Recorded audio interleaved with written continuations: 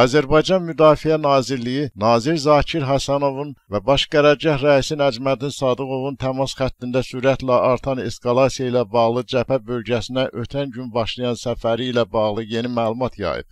Verilən məlumata görə Müdafiə Nazirliyi rəhbərliyinin cəbhə boyu zonaya davam edən səfəri zamanı əsas diqqət Ermənistan silahlı qüvvələrinin cəbhənin bütün istiqamətlərində təxribat törətmək cəhdlərinin qarşısının qoşunlarımız tərəfindən qətiyyətlə alınması üzrə tədbirlərin görülməsinə yönəldilir. Məlumatda deyilir, gecə saatlarında ön xəttdəki bölmələrimizi yoxlayarkən Müdafiə Nazirliyinin rəhbərliyi düşmənin kəşfiyyat diversiya qrupunun Talış və Gülüstan istiqamətlərində təxribat törətmək cəhdlərini müşahidə vasitələri ilə izləyib. Yerində verilən tapşırıqlar və dərhal görülən tədbirlər nəticəsində düşmən geri çəkilməyə məcbur edilib.